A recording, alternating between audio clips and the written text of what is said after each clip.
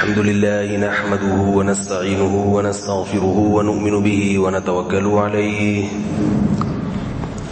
ونعوذ بالله من شرور أنفسنا ومن سيئات أعمالنا من يهده الله فلا مضل له ومن يضلله فلا هادي له ونشهد أن لا إله إلا الله وحده لا شريك له ونشهد أن سيدنا وحبيبنا وشفيعنا وسندنا محمدا عبده ورسوله صلى الله تعالى عليه وعلى آله وأصحابه وبارك وسلم تسليما كثيرا كثيرا.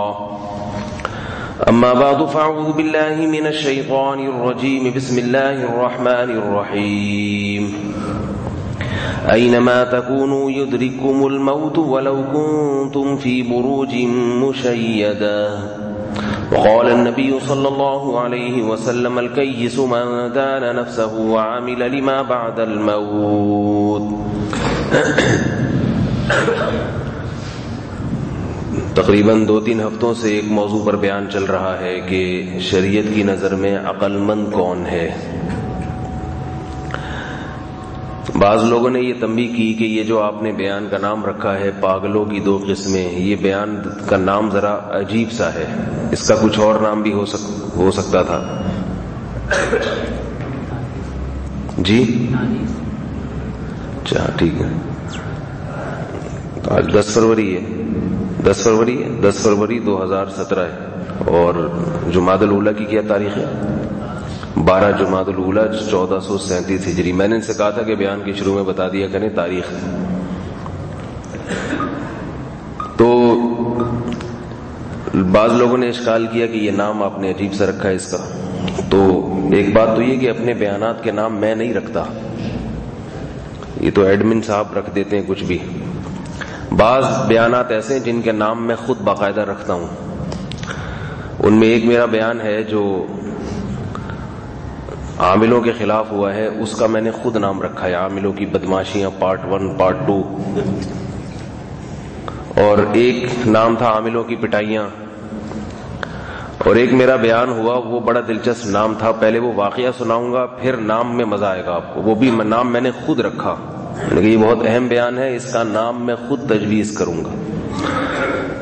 باپ کو جب کسی بچے سے بہت زیادہ محبت ہو تو وہ کہتا ہے اس کا نام میں رکھوں گا، اس کا نانی یا دادی کو نہیں رکھنے دوں گا، یہ اللہ سے بڑی مرادوں سے مانگا ہے.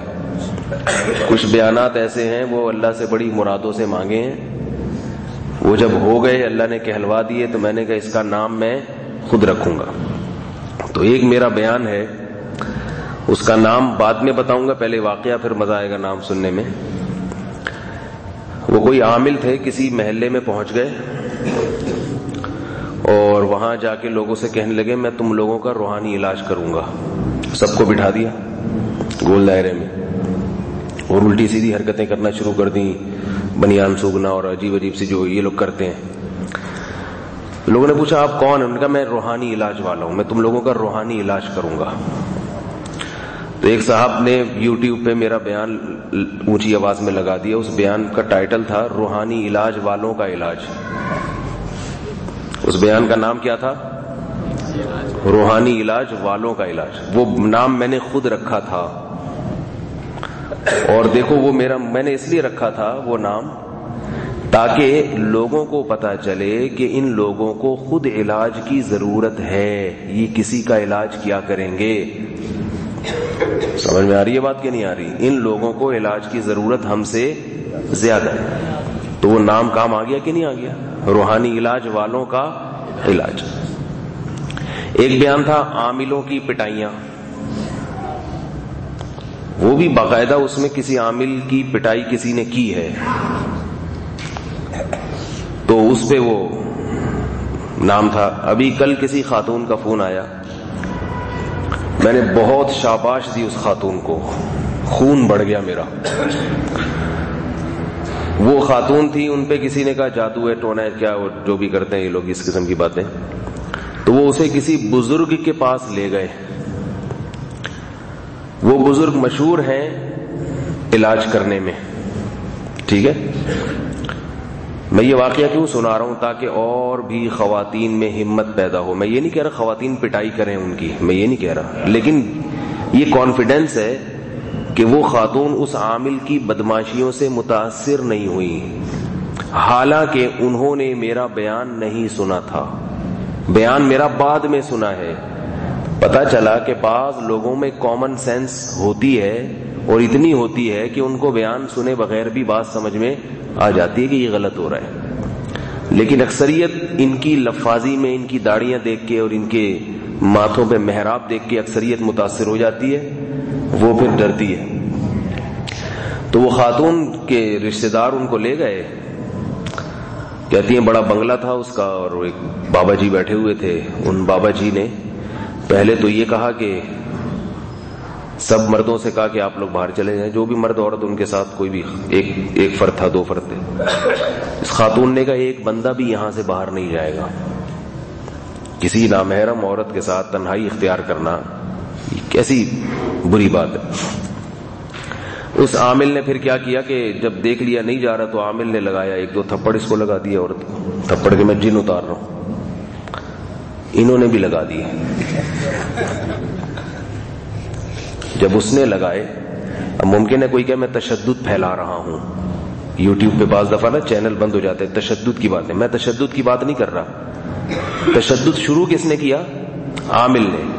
اگر وہ خاتون آرام سے اس کی تھپڑ کھاتی رہتی تو ان پہ تشدد ہوتا رہتا کہ نہیں ہوتا رہتا؟ تو میں تشدد پھیلانے کی تقریر کر رہا ہوں یا تشدد ختم کرنے کی؟ جب اس خاتون نے 2 لگا دیے تو اس سے تشدد بڑھے گا یا کم ہوگا؟ کم ہوگا. وقتی طور پہ تو بڑھے گا. آئندہ کے لیے وہ عامل کسی پہ تھپڑ لگاتے ہوئے 100 دفعہ سوچے گا. اور بڑی لمبی کہانی ہے. پھر اس نے لات ماری، انہوں نے گھوسے مارے. ٹھیک ہے. یہ عامل پتہ ہے کیا کہہ رہے یہ عورت نہیں مار رہی ہے، اس کا جن مار رہا ہے. وہ تو ڈرامے تو کرنے ہیں نا. یہ جتنے بھی الٹے کام کریں ان کے پاس ہر الٹے کام کی کوئی دلیل ہوتی ہے اور اس سے ہمارے نیک لوگ متاثر ہو جاتے ہیں. ان چیزوں سے یاد رکھو دنیا دار لوگ کم متاثر ہوتے ہیں. نمازی داڑھی والے لوگ، خانقاہوں میں تبلیغ میں جانے والے لوگ زیادہ متاثر ہوتے ہیں. کیوں؟ وہی کہتے ہیں قرآن میں اللہ نے بڑا اثر رکھا ہے کیونکہ یہ قرآن پڑھ رہا ہے. بات نہیں آئی سمجھ میں؟ کیا کہتے ہیں کہ یہ کیا پڑھ رہا ہے؟ قرآن پڑھ رہا ہے. قرآن میں اتنی سینس نہیں ہے کہ یہ پڑھے تو آپ کیوں نہیں پڑھ سکتے؟ کیا یہ پڑھے گا تو ہوگا آپ پڑھنا؟ آپ تو 4 مہینے لگا کر آئے ہو، آپ پڑھ لو بھائی. اس میں کون سے سرخاب کے پر لگے ہوئے ہیں؟ یہ کیا ہے جو یہ پڑھے گا تو اثر ہوگا؟ آپ کیا کسی بھی مسجد کے امام سے، محلے میں کسی بھی نیک آدمی سے پڑھوا لو. یہ ٹھیا ٹھکانا دکان لگا کے بیٹھا ہوا ہے، یہ اس کے کیوں پڑھوا رہے ہو؟ اس کے پاس کیا ہے؟ کون سا سلیبس ہے جو اس نے، کون سی ڈگری ہے جو، کون سی یونیورسٹی ہے؟ ہمیں بھی تو بتاؤ. میری تو علماء سے بحث ہوتی ہے اس مسئلے پر، علماء سے بحث ہوتی ہے. میں کہتا ہوں کوئی سلیبس ہمیں بھی تو بتاؤ نا کہ یہ کرنے سے یہ ہوگا. تو وہ بتاتے ہیں کہ دیکھو 21,000 دفعہ یہ پڑھو 34. میں نے کہا یہ کیوں؟ اس کی دلیل کیا ہے کہ 21,000؟ یہ تو بیٹھے بیٹھے میں کہہ دوں 25,000 دفعہ پڑھو تو یہ ہوگا. ایسے تو میں بھی بنا لوں بیٹھے بیٹھے نصاب. کسی چیز کی کوئی سر پاؤں تو ہو نا. میں نے کہا 21,000 دفعہ جب بیٹھ کے میں یہ پڑھوں گا تو میں تھوڑی رہوں گا. ٹیکنیکل فالٹ تو پیدا ہوگا. اسی ٹیکنیکل فالٹ کو یہ کہتے ہیں کہ یہ پہنچے ہوئے ہیں. کیونکہ جو آدمی الٹی باتیں کرتا ہے، دیکھو جو سیدھی سیدھی بات کر رہے ہیں لوگ اس کو کبھی نہیں کہیں گے پہنچا ہوا. مجھے کوئی کہتے ہیں پہنچے ہوئے ہیں؟ مجھے لوگ کہتے ہیں یہ تو وہی بات کر رہے ہیں جو کامن سینس کی باتیں جو ساری دنیا کرتی ہے. کھانا چبا، میڈیکل سائنس کی بھی میں وہی باتیں کرتا ہوں جو سارے ڈاکٹر، بھائی کھانا خوب چبا کے کھاؤ، تھوڑا کھاؤ، اپنے پیسوں سے کھاؤ. ٹھیک ہے نا؟ یہ تو وہی باتیں ہیں، کامن سینس کی باتیں. کھلاؤ بھی، صرف کھاؤ، کھانے پہ زور نہ لگاؤ، کھلاؤ بھی. اس سے کبھی لوگ نہیں کہیں گے کہ یہ پہنچے ہوئے ہیں. نہ کوئی دم کروائے گا. دعا کے لیے بھی لوگ کہتے ہیں کہہ دو، ٹرائی کر کے دیکھ لو، شاید قبول ہو گئی تو ٹھیک ہے، نہیں تو کیا ہے اس میں؟ کیا ہے؟ کوئی کرامت نہیں ہے کوئی. پھر کبھی ہم آپ کو نظر آئیں گے ٹماٹر خریدتے ہوئے، کبھی آلو خریدتے ہوئے، کبھی ہفتہ بازار، کبھی بکری کو چارہ ڈالتے ہوئے نظر آئیں گے. ابھی تو مرغیوں کے چکر میں پڑا ہوں، کوئی ٹائٹ قسم کی مرغیاں مل جائیں تو دیسی انڈا دیں، کیونکہ انڈوں کے نام پہ بھی دھوکہ ہو رہا ہے. دیسی انڈے، یہ جو سفید انڈے ہیں نا ولایتی انڈے، ان کو کلر کر کے بیچا جا رہا ہے. بعض دفعہ مرغی کو کم خوراک کھلائے نا تو یہ چھوٹے انڈے دیتی ہے. تو انڈوں کا سائز چھوٹا، اس کو پتی کو پانی میں ابالیں، اس میں انڈے ڈال دیں تو پتی کا رنگ چڑھتا ہے، وہ آپ کو کہتا ہے دیسی انڈا ہے، قیمت اس کی ٹھیک ٹھاک ہوگی. دیسی انڈے کے نام پہ آپ انڈوں کے نام پہ مذاق کھا رہے ہیں آپ. تو ہم نے کہا یار کوئی جگہ بناؤ، اب مرغیاں ہی پال لو کم از کم. تو اس میں روحانیت نظر آئے گی. صبح صبح انڈے اٹھا رہے ہیں وہاں سے جا کے. تو نارمل آدمی کبھی کسی کو پسند نہیں آتا. مذہبی لوگ جو لوگوں کو الو بناتے ہیں، دیکھو میں نے دعویٰ نہیں کرتا کہ میں بہت نیک ہوں، میں کتنے پانی میں ہوں، میں نیک ہوں یا برا ہوں، یہ میرا اللہ جانتا ہے. میں کبھی دعویٰ نہیں کرتا میں نیک ہوں، اور میں نہ کسی کو یہ کہنے دیتا ہوں کہ مجھے نیک کہو. دل کے بھید کون جانتا ہے؟ اللہ جانتا ہے. میں جیسے آپ اللہ سے ڈرتے ہیں، میں بھی اللہ سے ڈرتا ہوں. میں بھی کہتا ہوں مجھ سے کوئی کوتاہی ہو تو اللہ مجھے توبہ کی توفیق دے، لیکن میں الو نہیں بناتا، یہ میں انشاءاللہ کہہ سکتا ہوں. یہ میں اللہ کی رحمت پہ امید رکھ کے میں یہ دعویٰ کر سکتا ہوں کہ میں ممبر پہ بیٹھ کے لوگوں کو الو بولو بھائی نہیں بناتا. انشاءاللہ اللہ کی رحمت سے امید ہے میں الو نہیں بناتا ممبر پہ بیٹھ. جو کلیئر کٹ بات ہے سیدھی وہ پبلک کے سامنے رکھ دیتا ہوں. جس نے سننا ہے سنے، نہیں سننا تو پتلی گلیاں بہت ہیں، ٹھیک ہے نا، پتلی گلیاں بہت ہیں، نکل لے بھائی. تو روحانیت کے نام پہ جو نارمل لائف جس کی نہیں ہوگی نا، لوگ اس کو بزرگ سمجھتے ہیں. حالانکہ بزرگ بننے کے لیے ضروری ہے کہ آپ نیچرل لائف پہ آ جائیں. انبیاء کرام جو تھے نا، انبیاء کرام، دیکھو ہندوؤں میں پنڈت جی ہوتے ہیں، وہ کچھ عجیب سے کرتب دکھا رہے ہوتے ہیں، کچھ کرامتیں دکھا رہے ہوتے ہیں، کچھ کرامت تو نہیں ہوتی لیکن وہ کچھ شعبدے دکھاتے ہیں. تو ہندو لوگ ان کے سامنے کیسے ہاتھ جوڑ کے بیٹھے رہتے ہیں؟ کیا خیال ہے کبھی ہندو کسی سائنسدان کے سامنے بیٹھے ایسے ہاتھ جوڑ کے؟ کسی ڈاکٹر کے سامنے بیٹھے؟ کسی ڈاکٹر کی مورتی بنائی انہوں نے؟ حالانکہ خدمت ڈاکٹروں نے زیادہ کی ہے، سائنسدانوں نے زیادہ کی ہے، پنڈتوں نے نہیں کی. پنڈت جی تو بیٹھے رہتے ہیں، وہ نظریں نیاز اور وہ ساری نذرانے لینے کے لیے مٹھائیاں اور یہ سب چیزیں کھاتے ہیں، لوگوں کا کھلاتے نہیں ہیں. ڈاکٹر بھی قوم کی خدمت کرتا ہے جو اچھے ڈاکٹر ہیں، سائنسدان بھی خدمت کرتا ہے، مگر نہ ڈاکٹر میں لوگوں کو روحانیت نظر آئے گی نہ سائنسدانوں میں. لہذا ان کے سامنے کوئی بھی ہاتھ جوڑ کے نہیں بیٹھتا، ان کو نذرانے ہدیے نہیں دیے جاتے، ان کو فیس دینے میں بھی ڈنڈی ماری جاتی ہے. ڈاکٹر صاحب یار تھوڑا ہلکا ہاتھ رکھو. اس کو بھی 1000 مانگ رہا ہو تو آپ کوشش کریں گے 500 پہ لے آئیں. لیکن جہاں روحانیت کا عنصر آ گیا، روحانیت کا مفہوم جو یعنی عوام کی نظر میں کیا ہے؟ عوام کی نظر میں کہ اس کے پاس کچھ غیبی چیزیں ہوں، اللہ سے کوئی ایسا لنک ہو کہ اس کے پاس کچھ کیا ہو، کچھ ٹیکنیکل قسم کی کچھ ایسی چیزیں ہوں کہ یہ وہ کچھ کر سکتا ہے جو دوسرے نہیں کر سکتے. یہ باور کرانے کے لیے کسی شخصیت کو اپنے بارے میں یہ باور کرانے کے لیے کچھ الٹے کام کرنے پڑتے ہیں پبلک سے ہٹ کے، تاکہ لوگ یہ سمجھیں کہ بھائی یہ تو عجیب ہی مخلوق ہے یار، تو بڑی اللہ نے ان کو کچھ ایسی چیزیں دی ہیں جو عام لوگوں کو نہیں دی. اور جب کسی شخص کے بارے میں آپ کو یہ اطمینان ہو جائے کہ یہ پہنچا ہوا ہے، تو پھر اس آدمی کو اپنا دعویٰ منوانے کے لیے یا کوئی دعویٰ پیش کرنے کے لیے دلیل کی ضرورت نہیں رہتی، کیونکہ دلیل تو وہ دے گا نا جو پہنچا ہوا نہ ہو. جو پہنچ گئے تو وہ تو بھائی ایسی باتیں کریں گے جو بھائی وہ تو بزرگ ہے، وہ تو ان کی باتیں انہی کی سمجھ میں آتی ہیں. ہم تو خاکسار، ہم تو ان کی خاک پا کے برابر بھی نہیں ہیں. وہی ہے نا وہ کلب حسین، سنا ہے نا؟ ایک آدمی جا رہا تھا ٹرین میں، اس نے سامنے والے سے پوچھا کہ آپ کا نام کیا ہے؟ اس نے کہا کلب حسین، حسین کا کتا. تو اس کا نام تھا کوئی بہت اونچا نام تھا، تکبر والا، چنگیز خان جیسے سمجھ لیں آپ. اس نے کہا یہ حسین کا کتا، یہ تو تواضع کا پیکر ہے یہ آدمی، میں اتنا بڑا متکبر، میرا نام تو میں بھی کوئی ایسا نام بتاؤں جو جس میں تواضع اور انکساری جھلک رہی ہو. تو جو کلب حسین تھا اس نے پوچھا کہ آپ کا نام کیا ہے؟ اس نے کہا خنزیر اللہ. خنزیر ہوں. تم حسین کے کتے تو میں اللہ کا کیا ہوں؟ خنزیر ہوں. مخلوق تو ساری اللہ کی ہے نا. تو تواضع، حد سے بڑی ہوئی تواضع، تاکہ لوگ کیا کریں؟ سمجھیں کہ کوئی بہت ہی پہنچے ہوئے. تو اب میں جو اصل بات عرض کر رہا تھا، اب ممکن ہے اس پہ گستاخی کا فتویٰ لگ جائے، انہوں نے خنزیر کی نسبت اللہ کی طرف کر دی. بعض لوگ کہتے ہیں خنزیر کا نام لینا جائز نہیں. یہ سب بلا دلیل باتیں. قرآن میں خنزیر کا لفظ اللہ نے نہیں ذکر کیا. وَلَحْمَ الْخِنزِيرِ، خنزیر کا گوشت تمہارے لیے حرام ہے. تو ہم چھوٹے بچے تھے، ایک دفعہ ہماری نام سے زبان سے سور کا لفظ نکل گیا، تو کسی نے کہا کہ جب تک 100 دفعہ کلمہ نہیں پڑھو گے زبان پاک نہیں ہوگی.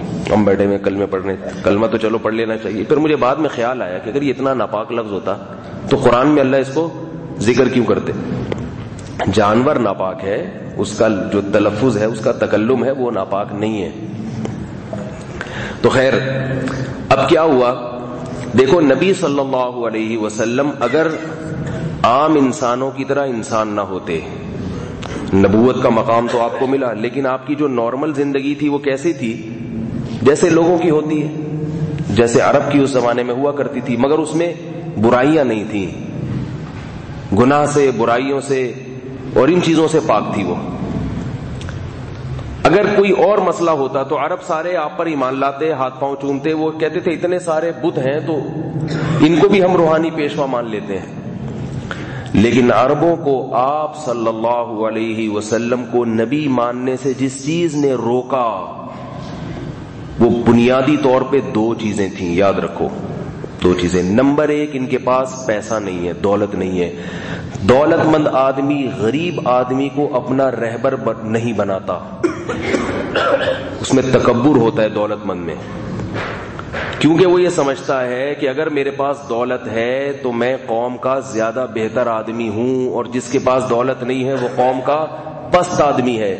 تو اللہ نے ان کے دماغوں سے یہ وسوسہ اور یہ خناس ان کے دماغوں سے نکالنے کے لیے قوم کے غریب ترین اور مسکین ترین شخص محمد صلی اللہ علیہ وسلم کو نبوت دی، اور کہا کہ دولت اللہ کی نظر میں برتری یا کمتری کا معیار نہیں ہے. کیونکہ خود اس نظریے کی بھی تو اصلاح کرنی تھی. اگر نبی کے پاس دولت ہوتی تو لوگ پھر قیامت تک کے لیے سمجھتے کہ دولت اللہ کی نظر میں محبوب ہونے کی علامت ہے. اب کتنا بڑا اللہ نے مقام دیا نبی صلی اللہ علیہ وسلم کو، پوری کائنات کا سردار بنا دیا، مگر گھر میں 40 دن تک چولہا نہیں جلتا تھا. یہ بتا دیا کہ غربت اگر کوئی عیب ہوتی تو اللہ اپنے سب سے محبوب ترین ہستی کو غریب اور مسکین نہ بناتے. نہیں آ رہی میرا خیال ہے. دوسرا مسئلہ، عربوں کو جو آپ کی نبوت پر ایمان لانے میں جو چیز رکاوٹ بن رہی تھی، جس کو قرآن نے ذکر کیا ہے، ما لہذا الرسول یأکل الطعام ویمشی فی الاسواق، یہ کیسا رسول ہے، کیسا اللہ کا نمائندہ ہے، کیسا اللہ کا سفیر ہے، ہم اس کو روحانی پیشوا کیسے مان لیں؟ یہ تو ہماری طرح کھانا کھاتا ہے اور ضرورت ہوتی ہے تو بازار میں خریداری کے لیے چلتا پھرتا ہے. بعض نے یہ بھی کہا کہ یہ تو شادیاں کرتا ہے، نکاح، اس کو تو عورت کی بھی حاجت ہے اور عورت کی طرف اس کی رغبت بھی ہے. بزرگ تو وہ ہوتے ہیں کہ انہیں عورت کی طرف رغبت ہونی ہی نہیں چاہیے، ہونی نہیں چاہیے. ان کو کیا شادیاں وادیاں، تو دین کا کام کریں. وہ تو اللہ اللہ کریں، لوگوں کو خانقاہ میں اللہ اللہ کریں، بٹھائیں. شادیاں کر رہے تھے. یہ بھی عرب اعتراض کرتے تھے. ان کو اولاد کی خواہش بھی، اولاد بھی ہو، ان کے بیٹیوں سے محبت بھی کر رہے ہیں. تو اور یاکل الطعام، کھانا بھی کھاتے ہیں.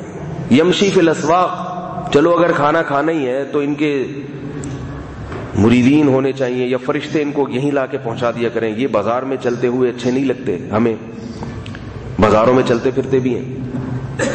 پھر ان کے ہاتھ میں شعبدے ظاہر کیوں نہیں ہوتے؟ یہ ایسا کیوں نہیں کرتے؟ او تسقط السماء ما لهذا الرسول یاکل الطعام ویمشی فی الاسواق، بازاروں میں چلتے کیوں ہیں، کھاتے پیتے کیوں ہیں؟ فتفجر الانہار خلالها تفجیرا، یہ زمین کو آرڈر کریں چشمے بہا دے زمین.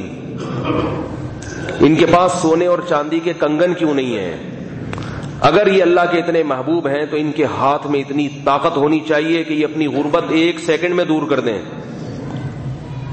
ان کو خود اختیارات ہونے چاہیے. تو ان تمام باتوں کا جواب قرآن میں ہے کہ اللہ نے کیا جواب دیا؟ قل سبحان ربی، اے نبی ان سے کہہ دیجئے میرا رب ہر عیب سے پاک ہے. میں تمہیں رب کی طرف دعوت دے رہا ہوں، اپنی طرف دعوت نہیں دے رہا. جس کو معبود بنایا جاتا ہے، جس سے مرادیں مانگی جاتی ہیں، اس ذات میں یہ طاقت ہونی چاہیے کہ وہ مختار کل ہو، مشکل کشا ہو، وہ جو چاہے جب چاہے کر گزرے.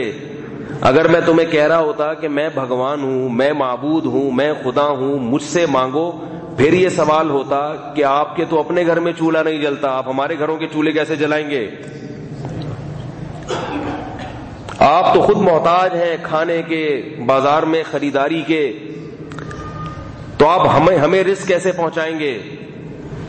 آپ تو اولاد کے حصول کے لیے نکاح کے محتاج ہیں.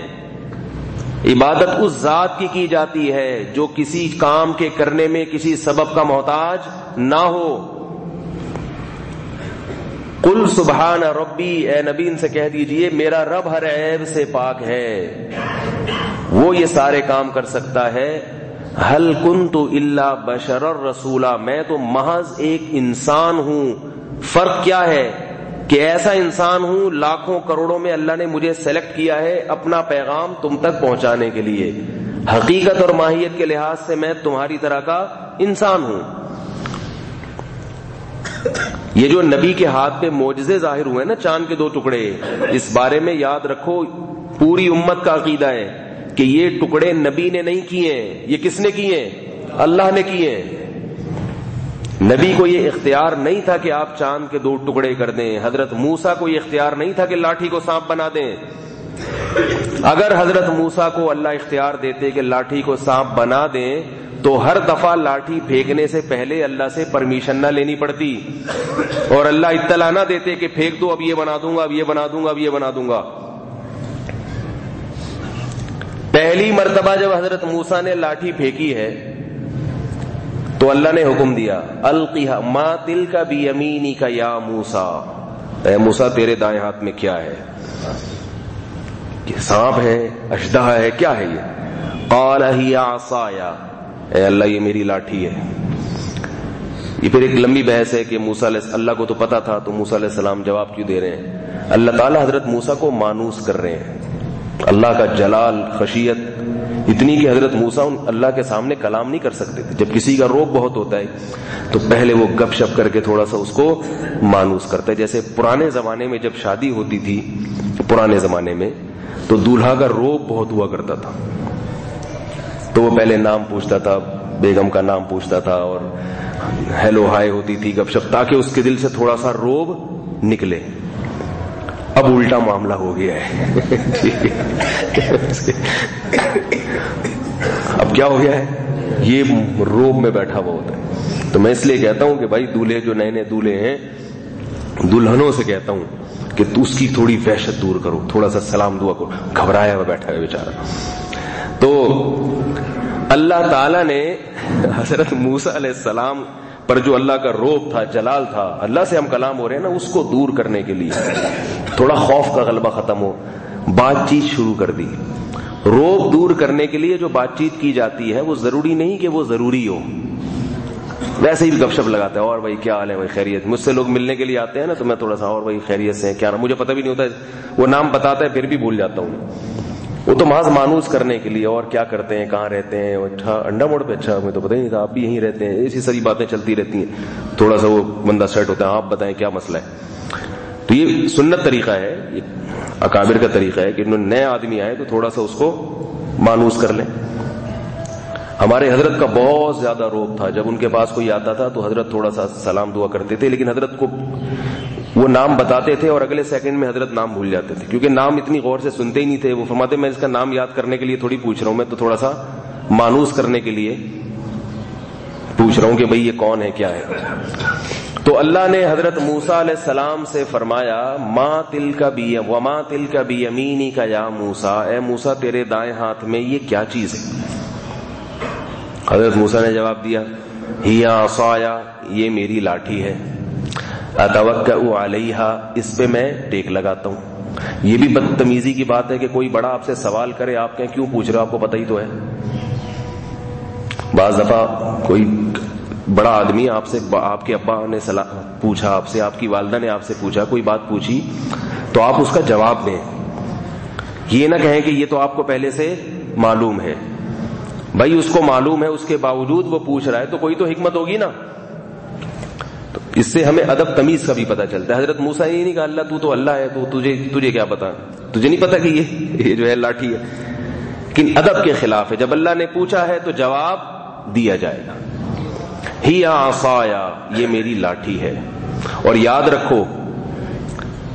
رکھو جب کوئی محبت سے کوئی بڑا بزرگ آپ سے بات کر رہا ہو تو آپ کو بھی چاہیے کہ اس کی بات کا ادب احترام کے ساتھ بھرپور طریقے سے جواب دیں. شارٹ کٹ نہ ماریں. باپ بات کر رہے اپنے بیٹے سے اور بیٹا ہوں کر کے بس گزر گیا. ایسا نظر آ رہا ہے ہمیں. دوست جب بات کرتا ہے تو بڑے مزے سے پرتپاک طریقے سے بات کرتے ہیں. ابا جب بات کر رہے ہیں اپنی اولاد سے شارٹ کٹ مار رہے ہیں. ابا کو پھر غصہ آتا ہے کہ میں بات کر رہا ہوں تو بھائی سیدھے منہ تمیز سے جواب تو دو. ماں بیٹی سے گھر میں بات کرتی ہے، بیٹیاں کیا کرتی ہیں؟ شارٹ کٹ مارتی ہیں. مجھے دیر ہو رہی ہوں. بھائی والدین کا یہ ادب ضروری ہے کہ جب وہ آپ سے بات کریں تو آپ بھرپور طریقے سے تسلی کے ساتھ ان کو یہ احساس ہو کہ اس کی توجہ مکمل میری طرف ہے. چاہے آپ کو بتانے کی ضرورت ہو یا نہ ہو لیکن آپ بھرپور طریقے سے بتائیں ان کو. نہیں آ رہی بات؟ اس پہ ایک واقعہ میں اکثر سناتا ہوں نا. یہ موضوع کہیں دائیں بائیں نہ ہو جائے بھائی، اس کو پکڑ کے رکھنا ٹھیک ہے. جو بات چل رہی آپ سے کہہ رہا ہوں میں. ایک بوڑھے باپ نے اپنے بیٹے سے پوچھا، دیوار پہ کوا کے بیٹھا ہوا تھا. بوڑھے باپ نے اپنے بیٹے سے پوچھا بیٹا یہ کیا ہے؟ بیٹے نے کہا کوا ہے. بڑھاپے میں انسان بچپنے کی طرف چلا جاتا ہے، نظر بھی نہیں آ رہا، سنائی بھی صحیح نہیں دے رہا. ابا بھول گئے. پھر پوچھا بیٹا یہ کیا ہے؟ بیٹے نے کہا کوا ہے. 2 دفعہ کہا. تیسری دفعہ جب پوچھا باپ نے بیٹا یہ کیا ہے تو بیٹے کو آ گیا غصہ. ابا بول تو دیا نا کوا ہے، کیوں کان کھا رہے ہو میرے؟ کیوں دماغ چاٹ رہے ہو؟ کیوں دماغ کی دہی بنا رہے ہو؟ یہ صرف کراچی کے محاورے ہیں. دماغ کا دہی کر دیا. یہی کام میں رہ گیا سارا دن کہ میں یہی بتاتا رہا ہوں کوے کا کرنا کیا ہے آپ نے. باپ نے کہا کہ بیٹا مجھے یاد ہے تم میری گود میں تھے جب تم بچے تھے، دیوار پہ کوا آ کے بیٹھا تھا، تم نے 20 دفعہ مجھ سے پوچھا تھا، میں نے ایک دفعہ بھی ایسے غصے میں ڈانٹ کے جواب، ایک دفعہ بھی میں نے ایسے ڈانٹ کے جواب نہیں دیا تھا. اور یہ باپ کو اللہ نے ظرف دیا ہے، ماں کو اللہ نے ظرف دیا ہے اولاد کے معاملے میں. اسی وجہ سے اللہ نے قرآن میں کہا ہے کہ جب یہ بوڑھے ہو جائیں اور بڑھاپے میں ان کا دماغ کام کرنا چھوڑ دے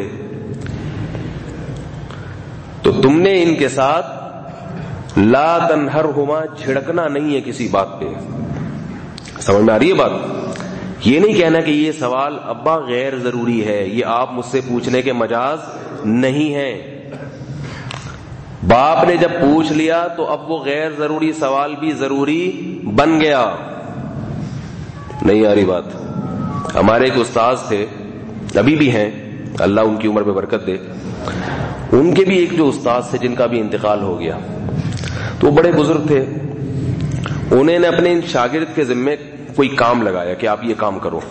کام بہت ہی فضول سا کام تھا جو کرنے کا نہیں تھا، بیکار سا کام تھا، وقت کی بربادی کے سوا کچھ بھی نہیں. تو وہ کرنے لگ گئے. ہمارے جو استاذ تھے وہ اپنے استاذ کا حکم سن کے کرنے لگ گئے کام. تو کسی نے ان سے پوچھا حضرت یہ تو آپ کا وقت اتنا قیمتی، آپ کے بڑے بزرگ نے یہ کام آپ کے ذمہ لگا دیا، یہ تو غیر ضروری کام ہے، چھوڑیں اس کو. انہوں نے کہا کہ یہ غیر ضروری ہے، لیکن جب انہوں نے کہہ دیا تو یہ کیا بن گیا؟ ضروری بن گیا. جب انہوں نے کہہ دیا تو کیا بن گیا؟ ضروری بن گیا. تو بعض دفعہ ایک کام غیر ضروری ہوتا ہے لیکن کسی ایسے کی طرف سے آرڈر آ جاتا ہے جس کے آرڈر کو ماننا ضروری. وہ واقعہ سناتا ہوں نا میں اکثر. ایک بہت بڑے محدث تھے، بزرگ تھے، ہزاروں لوگوں میں ان کا درس ہوتا تھا، ہزاروں لوگوں میں. حدیث کا درس دے رہے ہیں, پوری دنیا سے لوگ آئے ہوئے ہیں ان کے درس سننے کے لیے. کیسی پروقار محفل لگی ہوئی ہے. ماں ان کی تھی دیہاتی. بعض دفعہ آدمی پڑھ لکھ جاتا ہے, والدین کیا ہوتے ہیں, بیچارے دیہاتی ہوتے ہیں, تو یہ اپنے آپ کو پھر بہت بڑا فنٹر سمجھنے لگتا ہے کہ میں پڑھا لکھا ہوں اور یہ ابا تو پرانے اسٹائل میں چلیں گے نا.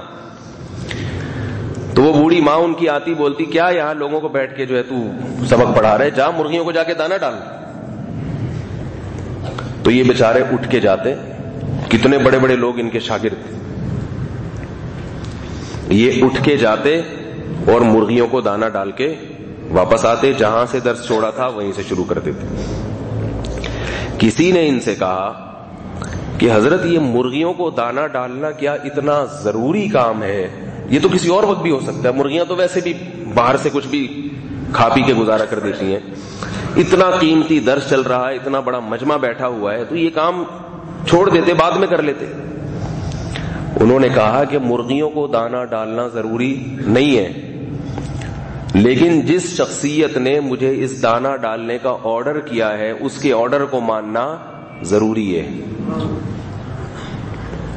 سمجھ میں نہیں آ رہی میرا خیال ہے بات. آگے انہوں نے دلیل دی. دلیل سمجھیں, دلیل کیوں ضروری ہے. انہوں نے کہا جس خدا کو راضی کرنے کے لیے یہاں بیٹھا ہوں,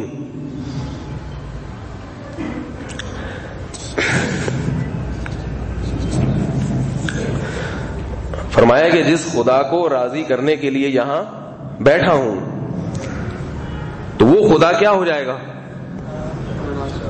بولو بھائی, ناراض ہو جائے گا. تو حدیث کا درس تو انسان اسی لیے دیتا ہے نا, تعلیم تو اس لیے کرتا ہے کہ وہ علم دین تو اس لیے پڑھاتا ہے کہ کیا ہو. یہ میں اس لیے بہت افسوس کے ساتھ یہ بات کہہ رہا ہوں کہ اس زمانے میں ہمارے بزرگوں نے اور ہمارے اکابر نے اپنے والدین کے حقوق کا اس قدر خیال کیا ہے کہ ان کی غیر ضروری اور جس کو آپ عرف میں کہتے ہیں بالکل ایسے مطالبات جن کی کوئی لاجک نہیں بنتی, ایسے مطالبات میں بھی اس بات کا خیال کیا ہے کہ اللہ ناراض نہ ہو جائے. اور آج کی جو نسل ہے, یہ جو آج کی اولاد ہے, اس کے میں اگر آپ کو حالات بتانا شروع کر دوں تو میرے دل میں وہ قوت نہیں ہے, میرے اعصاب میں وہ طاقت نہیں ہے کہ میں اپنے جذبات کو اپنی زبان سے بیان کر سکوں.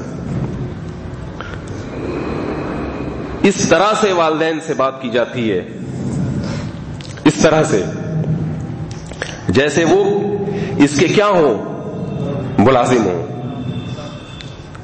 اور میں انتہائی افسوس کے ساتھ یہ بات کہتا ہوں کہ اس تربیت میں اور یہ بگاڑنے میں دخل بھی کس کا ہوتا ہے؟ والدین کا ہوتا ہے. اپنے بچوں کو آپ نے انگلش اسکول میں ایڈمیشن دے دیا, مکس گیدرنگ میں بٹھا دیا, جوان لڑکا جوان لڑکی کے ساتھ بیٹھا ہوا ہے, لائف کو انجوائے کر رہا ہے, مذہب بالکل نہیں سکھایا جاتا. وہ یہ دیکھ رہا ہے کہ کس طرح سے میڈیا آزاد کر رہا ہے لڑکیوں کو, اپنا بوائے فرینڈ خود ہی سلیکٹ کرو, لڑکوں کو کہہ رہا ہے اپنی گرل فرینڈ کا انتخاب کرو. جب یہ کلچر ملے گا اولاد کو تو یاد رکھو یہ ہے کس کا کلچر, مسلمانوں کا ہے یا گوروں کا ہے؟ بتاؤ مجھے. تو جب آپ گوروں کے کلچر کو فالو کریں گے تو آپ کے اندر صفات محمد صلی اللہ علیہ وسلم والی آئیں گی یا گوروں والی آئیں گی؟ تو گورے تو اس سے بھی زیادہ کرتے ہیں, جتنی آج کی اولاد اپنے والدین کے ساتھ برا سلوک کر رہی ہے, گورے اس سے زیادہ برا سلوک کرتے ہیں. ہونا تو یہ چاہیے تھا کہ آپ کی اولاد آپ کو بڑھاپے میں گھر میں رکھنے کے لیے تیار نہ ہو تو شکر ادا کریں کہ ایسے ماحول میں رہ کے بھی وہ آپ کو گھر میں رکھنے کے لیے تیار ہے. اس پہ شکرانے کے نفل پڑھیں. میرے پاس والدین آتے ہیں, اولاد یہ کر رہی ہے, اولاد یوں کر رہی ہے. میں کہتا ہوں آپ نے اس کو ماحول کیا دیا ہے تعلیم کے لیے؟ یہ ماحول دیا ہے. میں کہتا ہوں یہ غنیمت ہے جتنا کر رہی ہے, اس پہ اللہ کا شکر ادا کریں. اولڈ ہاؤس میں آپ کو داخل نہیں کیا اس نے, اور میں نے کہا تھوڑا صبر کریں. آپ کی اولاد نے آپ کو گھر میں تو رکھ لیا نا بڑھاپے میں, ٹھیک ہے خدمت نہیں کر رہی, لیکن یہ ذہن میں رکھیں کہ اس کو یہ سزا ملے گی کہ ان کی جو اولادیں ہوں گی وہ ان کو گھر میں رکھنے کے لیے تیار، بولو بھائی، نہیں ہوں گی. یہ ہونے والا ہے. تو اللہ کے بندو اپنی جان پہ بھی رحم کرو، اپنی اولاد. میں تعلیم کا مخالف نہیں ہوں، بلکہ کون ہو سکتا ہے، تعلیم تو ضروری ہے. اپنی اولاد کو اچھی سے اچھی تعلیم دے، لیکن یہ بات یاد رکھو اسکولوں میں تعلیم ہے، تربیت نہیں ہے. اسکولوں میں بگاڑا جاتا ہے، بگاڑا جاتا ہے اسکولوں کے اندر. اللہ ماشاء اللہ کسی کے گھر کا ماحول بہت مضبوط. میں یہ نہیں کہہ رہا کہ سارے بگڑے ہوئے ہوتے ہیں، اسکولوں سے اچھے لوگ بھی نکلتے ہیں، ماں باپ کی خدمت کرنے والے بھی نکلتے ہیں، لیکن یہ وہ ہوتے ہیں جن کے والدین نے ان پہ بہت زیادہ کنٹرول رکھا ہوا ہوتا ہے بچپن سے. سمجھ میں نہیں آ رہی میرا خیال ہے بات. وہ لوگ ہوتے ہیں جن کے والدین نے کنٹرول. والدین آج اولاد کی فکر کرتے ہی نہیں ہیں، چھوڑ دیا. جوان لڑکی کو لڑکے ٹیوٹر لگوا کے دے دیا. ایک خاتون تھی، حیا پہ ان کے بہت سارے مضامین آیا کرتے تھے. میں بڑا متاثر ہوتا تھا، وہی شرم و حیا پہ بہت اچھے مضامین لکھتی ہیں. پتہ یہ چلا کہ جی ان کی جوان بیٹی جو بڑی خوبصورت بھی تھی، اس کو ٹیوشن لگوا کے دے دیا ایک جوان لڑکے سے.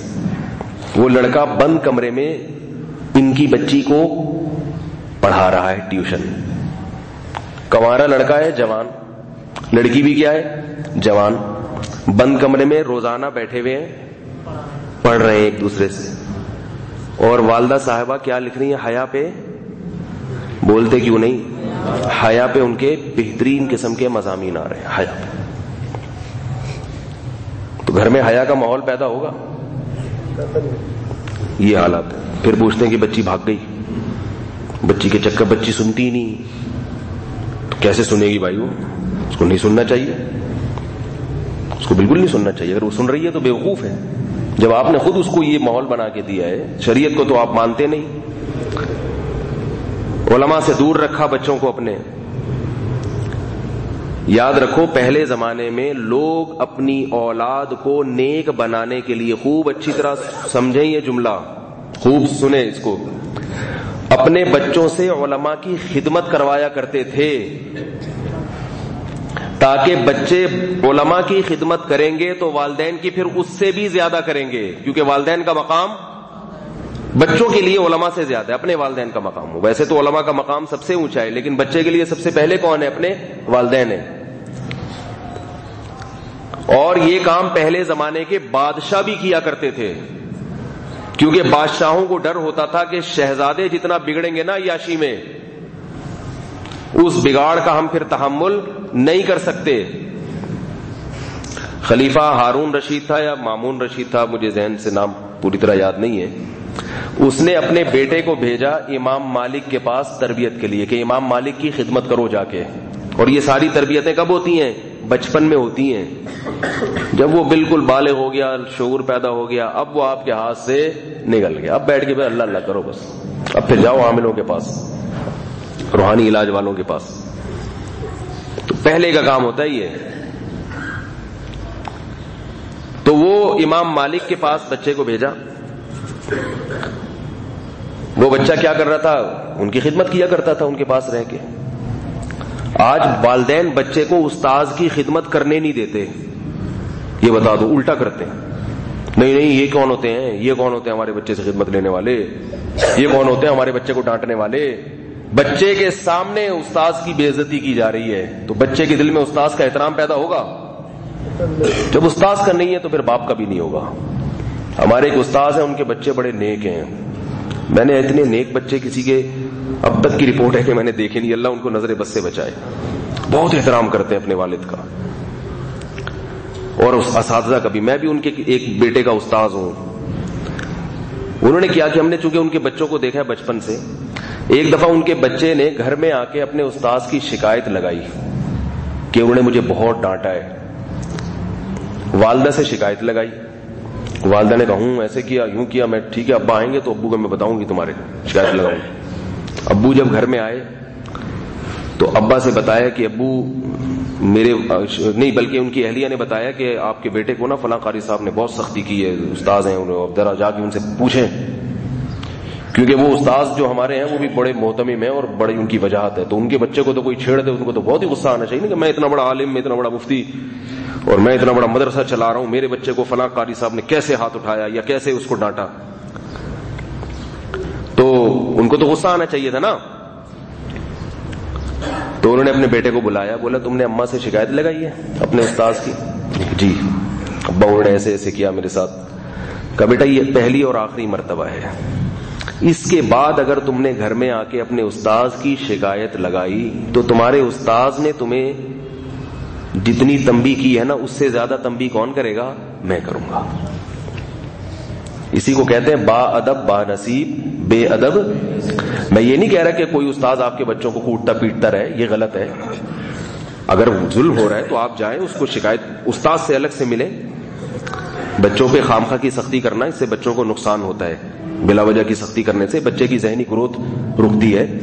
الگ سے جا کے اس کو سمجھائیں, اور اگر آپ سمجھ رہے ہیں کہ استاذ باز نہیں آ رہا بچے کو وہاں سے نکال لیں, لیکن بچے کے سامنے استاذ کی برائی نہیں آنی چاہیے, کیونکہ ایک دفعہ اس کے دل سے استاذ کا احترام نکل گیا تو پھر وہ کبھی اپنے ٹیچر کی عزت نہیں کرے گا, پھر نہ مسجد کے امام کو امام مانے گا, نہ علماء کو علماء مانے گا, نہ اپنے باپ کو باپ مانے گا.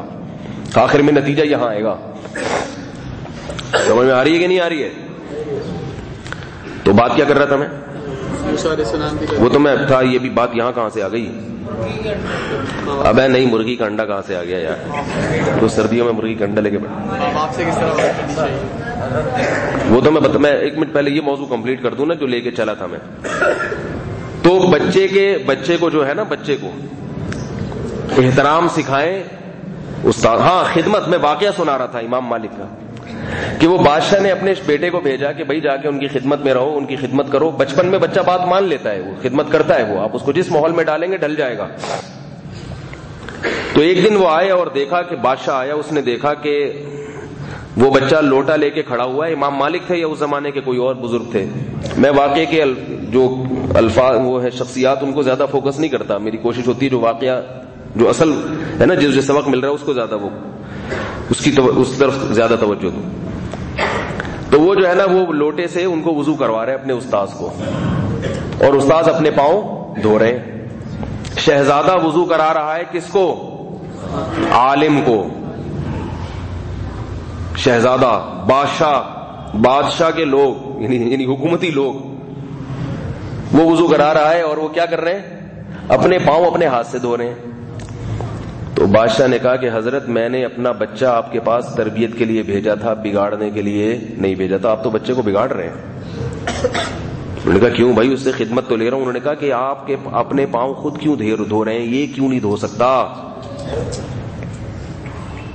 اس کو چاہیے کہ آپ کے پاؤں خود دھوئے, آپ کو نہ دھونے دے. یہ تربیت بادشاہ کو یہ شعور ہے اس زمانے میں کہ بھائی اگر یہ ابھی سے نہیں سیکھے گا یہ تو کیا بن جائے گا. یہی تو ہو رہا ہے آج کل حکومتی اہلکاروں کا حال.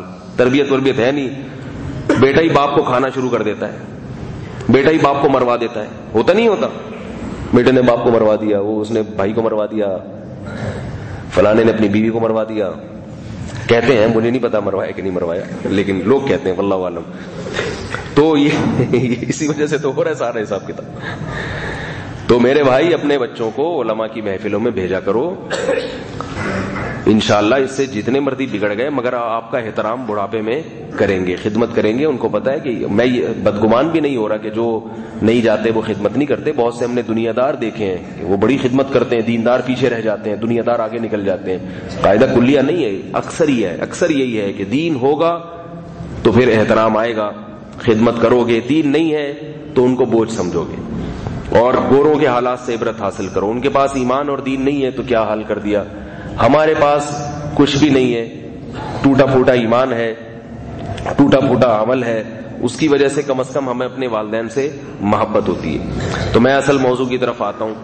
تو میں یہ عرض کر رہا تھا کہ اللہ نے حضرت موسیٰ علیہ السلام سے کیا کہا. بات یہاں سے شروع ہوئی کہ جب کوئی گھر کا بڑا کوئی بات کیا کرے نا تو جی کہہ کے جواب دیا کرے, تمیز سے بات سنا کرے, اندھے نہ اور بہرے نہ بن جایا کرے.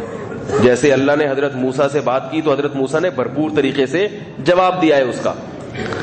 ہمارے نبی کی عادت تھی جب کسی کی طرف دیکھتے تھے آنکھ بھر کے دیکھتے تھے. یہ جو لوگ تکبر جس میں ہوتا ہے نا, جب اس سے کوئی بات کرے گا تو ایسے کر کے دیکھے گا، یوں کر کے.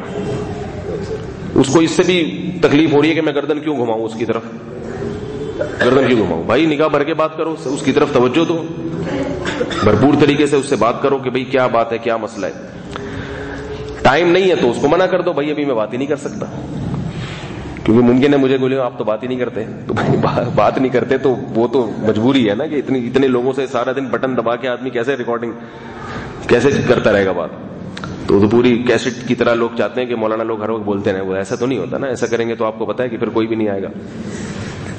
تو لیکن جب کرے انسان تو بھرپور طریقے سے. نبی صلی اللہ علیہ وسلم کی یہ سنت تھی. تو بڑوں کے ساتھ بھی ایسا ہے.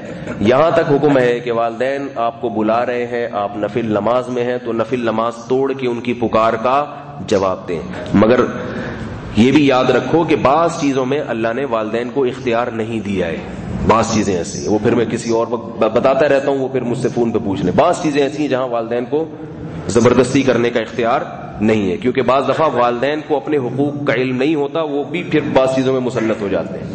وہ اپنا دائرہ، وہ بالکل نیک بچے کو نا ایسا لگام کھینچتے ہیں کہ وہ بیچارہ کہتا ہے میں پتہ نہیں نیک بن کے پھنس گیا ہوں بہت بری طریقے سے. تو ایسا نہیں ہونا چاہیے. وہ پھر اس کے جو بنیادی حقوق ہیں، جائز حقوق ہیں، وہ بہرحال ادا کرنے ضروری ہیں. تو حضرت موسیٰ علیہ السلام کو اللہ نے کہا کہ لاٹھی پھینکیں. حضرت موسیٰ کو پتا تھا کہ یہ سانپ بنے گی. حضرت موسیٰ علیہ السلام نے جب لاٹھی پھینکی ہے تو سانپ بن کے دوڑنے لگی. اگر اس لاٹھی کو حضرت موسیٰ نے خود سانپ بنایا تھا تو کیا ڈرتے؟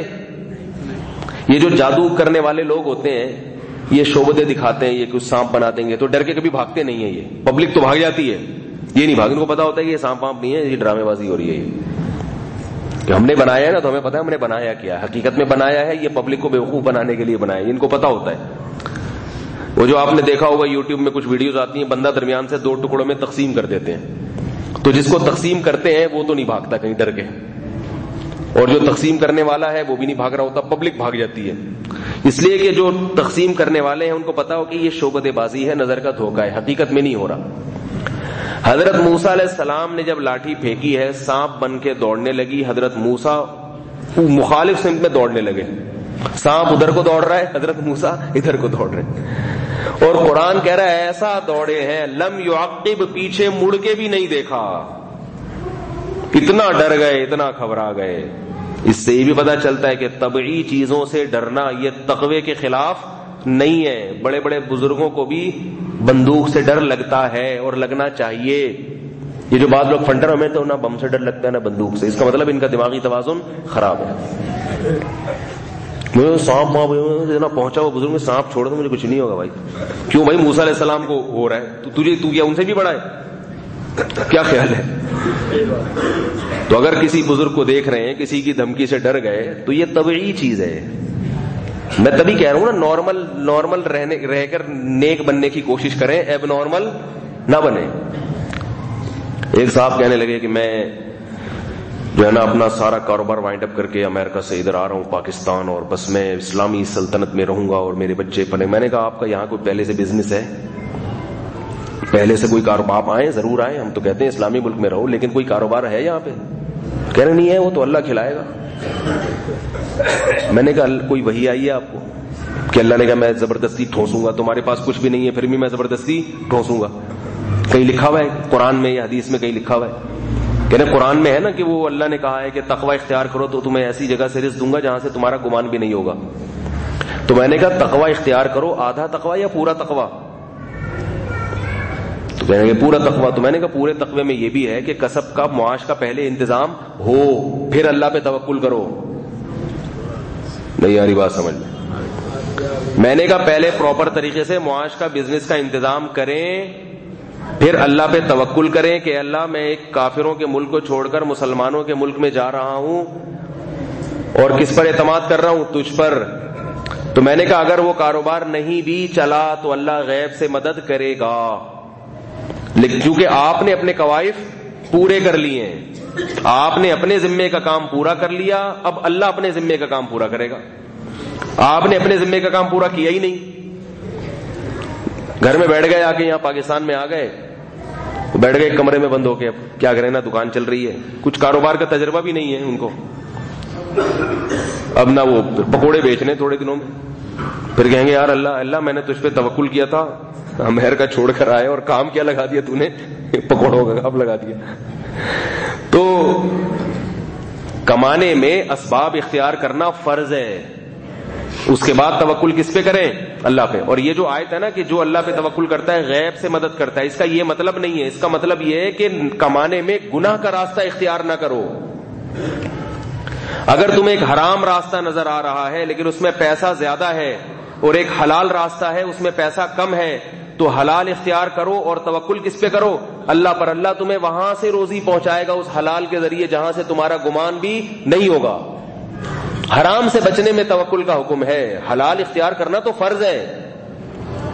شکر ہے مشورہ لے لیا تھا انہوں نے. تو اس لیے میں کہہ رہا ہوں حضرت موسیٰ علیہ السلام جو لاٹھی کے سانپ کو دیکھ کے بھاگے ہیں، تو یہ بھاگنا نبوت کے منافی نہیں ہے. تو پتہ یہ چلا کہ کسی کو کسی بات سے ڈر لگتا ہے، وہ احتیاطی تدابیر، یہ بھاگنا بھی تو احتیاطی تدبیر تھی نا. حالانکہ موسیٰ علیہ السلام تو یہ سوچ سکتے تھے کہ یہ لاٹھی کو اللہ نے سانپ بنایا تو یہ مجھے کاٹنے کے لیے تھوڑی بنایا ہوگا.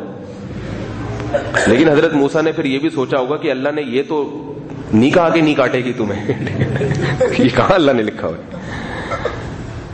ایک صاحب مجھے کہنے لگے وہ بڑا رسک لے رہے تھے کسی کام میں. میں نے کہا یار یہ کام نہ کرو، اس میں نقصان. کہہ رہے ہیں انشاءاللہ اللہ نے چاہا تو نہیں ہوگا نقصان. میں نے کہا اگر اللہ نے نہیں چاہا پھر؟ الٹا کام کر رہے ہیں اور دلیل کیا دے رہے ہیں کہ اللہ نے چاہا تو نقصان نہیں ہوگا. میں نے کہا اور اگر اللہ نے چاہا کہ نقصان ہو پھر؟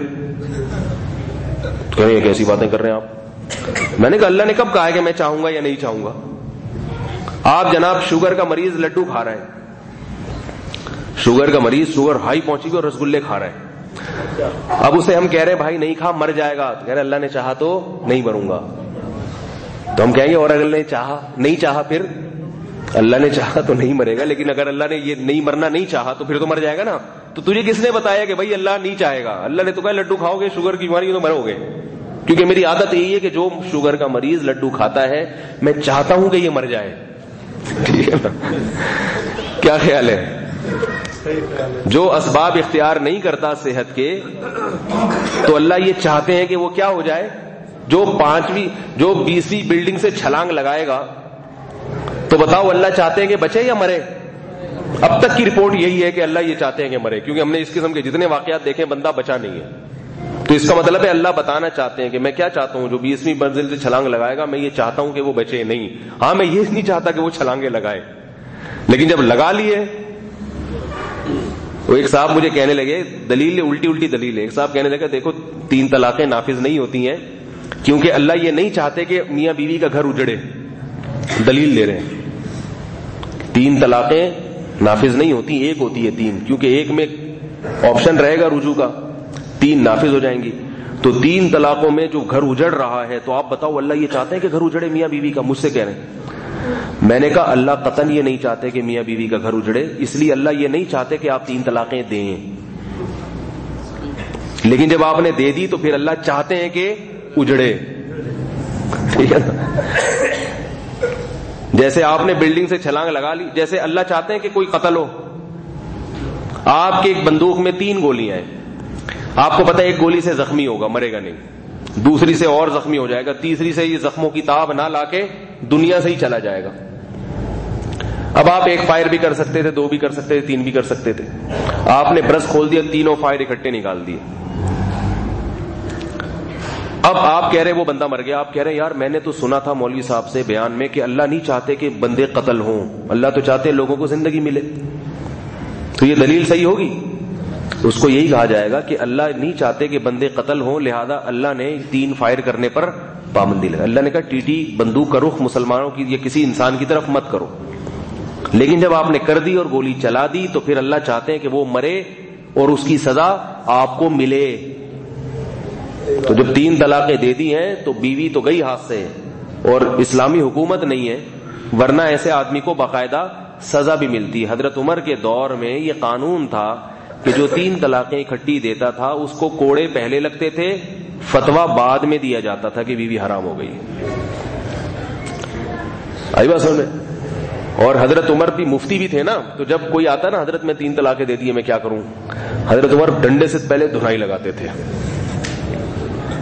دھنائی پہلے لگاتے تھے, اس کے بعد کہتے تھے تیری بیوی تجھ سے جدا ہو گئی, حرام ہو گئی. تو سنت تو یہی ہے کہ میرے پاس اگر کوئی آیا 3 طلاقیں دے کے, تو سنت یہی ہے کہ میں ڈنڈے سے اس کا, ایک روایت میں آتا ہے ایک بندے کے اتنے ڈنڈے مارے سر پہ گنجا کر دیا اس کو, واللہ اعلم صحیح حدیث ہے صحیح, لیکن ایک روایت ہے گنجا کر دیا ڈنڈے مار مار کے اس کو.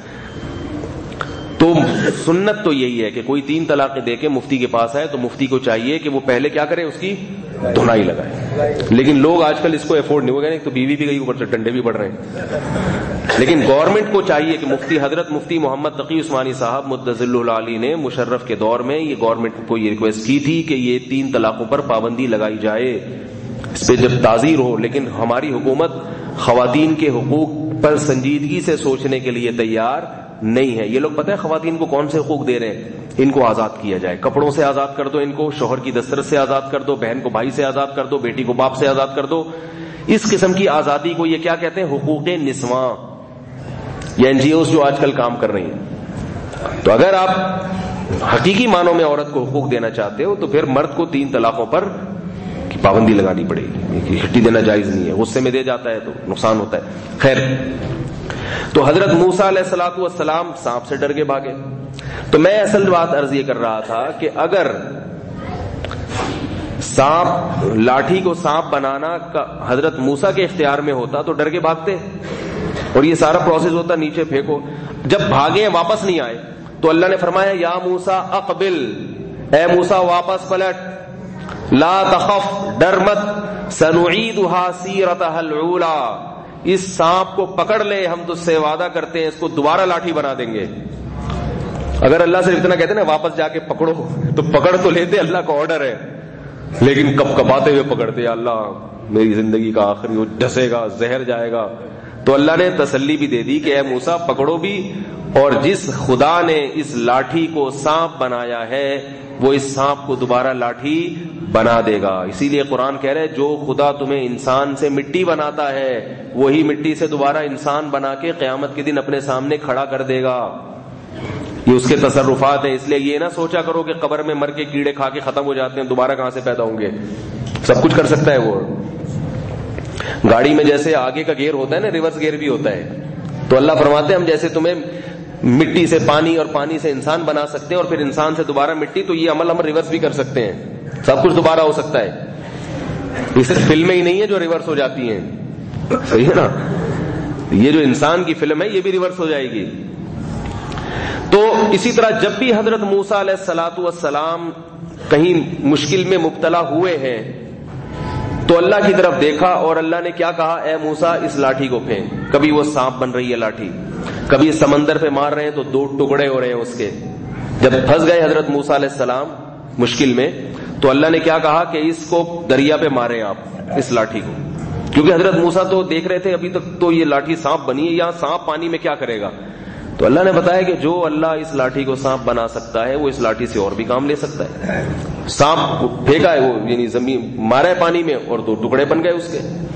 پھر بنی اسرائیل کو پانی کی ضرورت تھی, ان کے 12 قبیلے تھے. اللہ نے حضرت موسیٰ سے کہا پتھر پہ لاٹھی کو مارے, ہم اس سے 12 چشمے پیدا کر دیں گے. 12 چشمے, ہر قبیلہ اپنا اپنا پانی پیے, ورنہ ان کی قبائلی جنگ نہ شروع ہو جائے گی. لڑتے بہت تھے آپس میں. تو اس سے کیا پتہ چلتا ہے کہ محمد صلی اللہ علیہ وسلم نے چاند کے 2 ٹکڑے نہیں کیے. یہ 2 ٹکڑے کس نے کیے؟ اللہ نے کیے. ہاں نبی کا ہاتھ استعمال ہوا ہے, کرنے والا کون ہے؟ اللہ. تو لیکن نبی صلی اللہ علیہ وسلم کی جو زندگی تھی وہ زندگی ایسی ہی تھی جیسی عام انسانوں کی زندگی ہوا کرتی ہے, لیکن برائیوں سے پاک, وعدہ خلافی نہیں تھی, معاملات میں صاف تھے, دیانتداری تھی. تو میں اصل بات یہ عرض کر رہا تھا آپ سے کہ جو بزرگی کا جو معیار ہے نا وہ یہ نہیں ہے کہ شعبدے بازیاں اور جن چڑیل بھوت اور یہ سب اتار رہے. جو بزرگی کا معیار کیا ہے کہ آپ کی زندگی سنت کے قریب ہو, جیسی نبی کی زندگی تھی. آپ صلی اللہ علیہ وسلم بہت چست تھے, صحابہ کرام چست پھردیلے تھے. نمازی بھائی سب کی بات نہیں کر رہا, آپ لوگ کے علاوہ کی بات کر رہا ہوں, جو یہاں بیان میں بیٹھے ہیں ان کے علاوہ کی بات کر رہا ہوں. نمازی بھائی کتنے سست ہوتے ہیں. گھروں سے والدین کے فون آتے ہیں, ملنے آتے ہیں کہ ہماری اولاد میں سب سے سست ترین بچہ وہ ہے جو پکا نمازی ہے. ارے بھائی اس کو تو سب سے چست ہونا چاہیے. پکا نمازی کا مطلب یہ کہ نماز پڑھنے میں پکا ہے، باقی نماز میں بھی ٹائم میں آگے پیچھے ہوتا ہے وہ. ہمارے محلے میں ایک صاحب تھے، وہ ہمیشہ آخری صف میں آتے تھے اور ایک رکعت ان کی نکلتی تھی فجر میں. میں نے ان سے کہا کہ یار آپ ہمیشہ ایک رکعت آپ کی نکلتی ہے، کہہ رہے کیا کروں، اٹھتے اٹھتے دیر ہو جاتی ہے فجر میں، یہ ہو جاتا ہے وہ ہو جاتا ہے. اب جیسے نماز 6:30 بجے ہو رہی ہے، تو اب جب نماز 6:35 پہ جاتی تھی تو بھی ان کی ایک رکعت نکل رہی ہے. ہم کہتے تھے یار اب چلو وہ آپ کی نیند پوری نہیں ہو رہی، ٹھیک ہے نا، اب جب 5 منٹ نماز آگے چلی گئی تو اب تو پوری دور ملنی چاہیے. کہ یار وہ کیا کروں، یار وہ ایسا ہوتا ہے، یار وہ ایسا ہوتا ہے. پھر جب نماز ہوتی تھی 6:40 پہ، پھر ان کی ایک رکعت نکل رہی ہے. کچھ اس قسم کے لوگ تھے. کچھ ایسے تھے جن کی 2 رکعتیں، وہ بالکل تشہد میں آ کے امام کے ساتھ. تو یہ اس کی علامت ہے کہ ان لوگوں کے ساتھ مسئلہ نیند پوری ہونے یا نہ ہونے کا نہیں ہے، ان کو ٹائم پہ کوئی کام کرنے کی عادت ہے ہی نہیں. یہ پیدا ہی لیٹ ہوئے تھے. ڈاکٹر نے جو ڈیٹ دی تھی نا، اس سے 1 گھنٹہ لیٹ پیدا ہوئے تھے. اب جب لیٹ پیدا ہو گئے تو سارے کام کیا ہو رہے ہیں، لیکن مریں گے ٹائم پہ. یاد رکھو یہ نہ سمجھنا کہ فرشتہ آئے گا تو 1 گھنٹہ توبہ کے لیے دے دے گا کہ چلو جو آپ کیونکہ 5 منٹ لیٹ ہوتے ہیں تو آپ کے پاس 5 منٹ ہے توبہ کرنے کے لیے. قرآن میں اللہ نے کہہ دیا لا یستأخرون ساعۃ ولا یستقدمون، 1 سیکنڈ بھی آگے پیچھے نہیں ہو گئے، جتنا ٹائم تھا وہ فرشتہ لے جائے گا. تو یہ بھی سست لوگ ہوتے ہیں. ایک دفعہ ہو گیا چلو فجر نکل گئی، رکعت نکل گئی، 1-2 دفعہ ہر ایک کے ساتھ ہو سکتا ہے. مصروف آدمی کے ساتھ ذرا زیادہ ہو سکتا ہے، لیکن روز ہی نکل رہی ہے، نماز آگے جا رہی تو یہ خود ہی سے آپ سے آگے جا رہے ہیں. اور کچھ ایسے ہوتے ہیں جو ہمیشہ امام کے سلام پھیرنے کے بعد آگے تو ارے جماعت نکل گئی، روزانہ ہی ہو رہا ہے ان کے ساتھ. تو اس کا مطلب کیا ہے کہ ان کے باقی کام بھی کیا ہو رہے ہیں، لیٹ ہو رہے ہیں. چلو ایک اچھی بات ہے، نماز پڑھ تو رہے ہیں، غنیمت ہے ان لوگوں سے جو بالکل ہی نہیں آ رہے. تو سستی اللہ کو پسند نہیں ہے، اور جو جتنا بڑا سست ہوتا ہے اتنا بڑا بزرگ سمجھا جاتا ہے. یہ بھی غلط ہے. سلمہ ابن اکوع رضی اللہ تعالی عنہ گھوڑے سے تیز دوڑتے تھے. اس لیے میں دینداروں سے کہتا ہوں کہ اپنی صحت کا خیال کیا کرو، اس سے دین کی بدنامی ہوتی ہے. دنیا دار آدمی کی صحت اچھی نہیں ہے تو کوئی بات نہیں، وہ تو کسی چیز میں ٹھیک نہیں ہے، تو صحت کے معاملے میں بھی ٹھیک نہیں ہے تو کیا ہو گیا، وہ تو خواہشات کی غلامی کر. دیندار آدمی جو نماز پڑھنے والا ہے، جس کے چہرے پہ سنت ہے، داڑھی ہے، اس کو اپنی صحت کا دوسروں سے زیادہ خیال کرنا چاہیے. کھانے پینے میں کھائے چلا جا رہا ہے، کھائے چلا جا رہا ہے، رکتا ہی نہیں ہے، ایکسرسائز ہی نہیں کرتا. لوگ کہتے ہیں ہمارے نبی کیا ورزش کیا کرتے تھے. بھائی ہمارے نبی کی تو ایکٹیویٹیز ایسی تھیں کہ ان لوگوں کی تو صبح شام جسمانی ورزش خود بخود ہوتی تھی. آپ تو آفس میں جا کے بیٹھ جاتے ہو کمپیوٹر کے سامنے، انگلیوں کی ورزش ہو رہی ہے، وہ بھی تھوڑا سا، اس میں بھی کہتے ہیں ایکچولی میں آج بہت تھک گیا ہوں. کیا ہے تم نے بھائی، تم تھک گئے ہو، ایئر کنڈیشن روم میں بیٹھے ہوئے ہو، سارے کام تمہارے کمپیوٹر کر کے دے رہے ہیں. تھکاوٹ نہیں ہے، تھکائیں اپنے جسم کو، جاگنگ کیا کریں. دینداروں کی بات کر رہا ہوں میں. دنیا دار لوگوں کی پھر بھی اس طرف تھوڑی تھوڑی توجہ ہے. دیندار بن جاتا ہے پتہ ہے کیا سوچتا ہے، مرنا تو ہے، یہ سوچ ہوتی ہے. اب ان سے کہو بھائی ذرا صحت کا بھی خیال کرو. بھائی جب آنی ہوگی تو آ جائے گی، وہ تو موت کا ٹائم تو لکھا ہوا ہے، مرنا جو ہے جب آنی ہوگی تو آ جائے گی.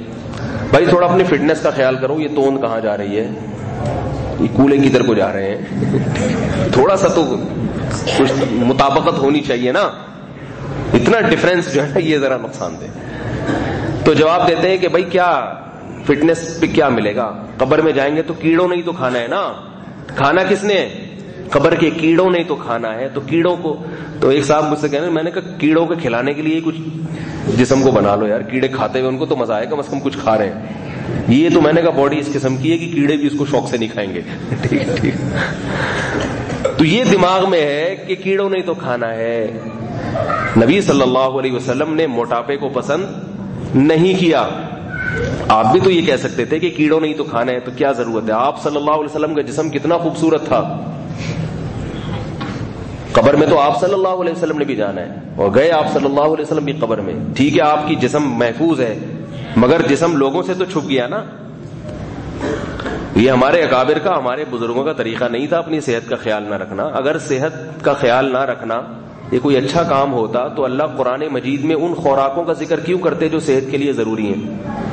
ان خوراکوں کا ذکر کرتے جو صحت کے لیے نقصان دہ. چائے کا ذکر ہوتا قرآن میں, گٹکے کا ذکر ہوتا, تمباکو ہوتا, چرس ہوتی, ہیروئن ہوتی, سگریٹ ہوتی, قہوے ہوتے. کیا خیال ہے؟